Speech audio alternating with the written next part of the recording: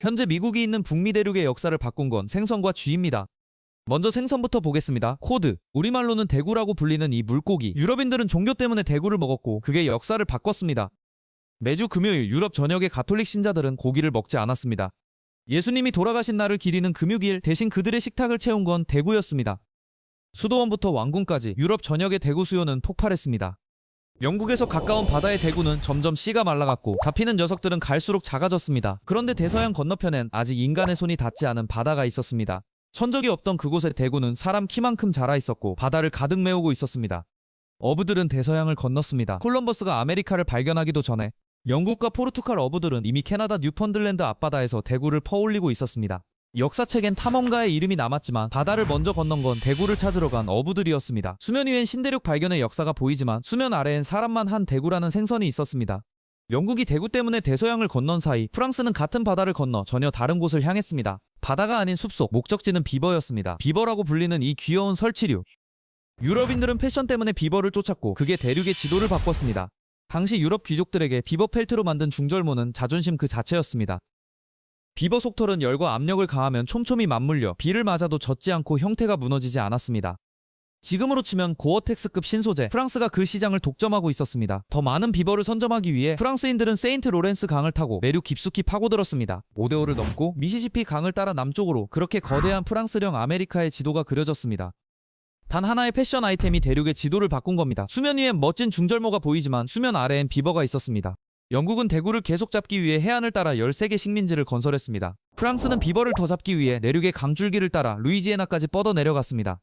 북미 대륙은 사실상 두 제국이 나눠 가진 형국이었습니다. 그런데 두 세력의 땅이 맞닿는 순간이 왔습니다. 오하이오 강유역.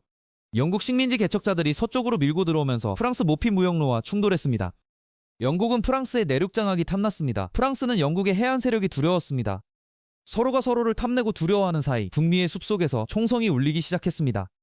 흥미로운 사실은 이 전투에 참여한 사람이 훗날 미국의 초대 대통령이 될 조지 워싱턴이었습니다. 당시 그는 영국군 장교였습니다. 그리하여 1756년 불씨는 세계로 번졌습니다. 역사가들은 이 전쟁을 7년 전쟁이라 부르지만 실질적으로는 인류 최초의 세계대전이었습니다. 북미에서 시작된 영불 충돌은 유럽 본토, 인도, 카리브해, 심지어 필리핀까지 번졌습니다. 영국 vs 프랑스, 프로이센 vs 오스트리아, 유럽의 모든 강대국이 두 편으로 나뉘어 싸웠습니다. 전쟁의 씨앗은 대구와 비버였습니다. 북미의 자원을 두고 시작된 갈등이 북미 대륙을 넘어 지구 전체를 전쟁터로 만든 겁니다. 하지만 진짜 북미 대륙의 운명을 건 결전은 따로 있었습니다. 바로 퀘벡이었습니다. 1759년 9월 캐나다 퀘벡 세인트 로렌스 강변의 절벽 위에 프랑스군이 진을 치고 있었습니다. 프랑스 사령관 몽칼름 장군은 여유로웠습니다. 절벽이 천연 요새였기 때문입니다. 설마 저 절벽을 타고 오겠어 하던 대로 해. 그 밤 영국군 울프 장군은 수천 명의 병사를 이끌고 어둠 속에서 절벽을 기어 올랐습니다. 새벽이 밝았을 때 몽칼름이 눈을 떠보니 에이브러햄 평원에 영국군이 떡하니 서 있었습니다.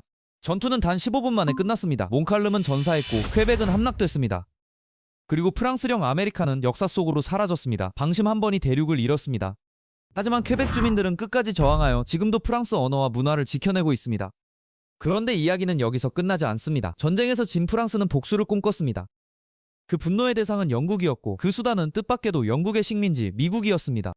프랑스는 미국 독립전쟁을 전폭 지원했습니다. 돈도, 군함도, 병사도 보냈습니다.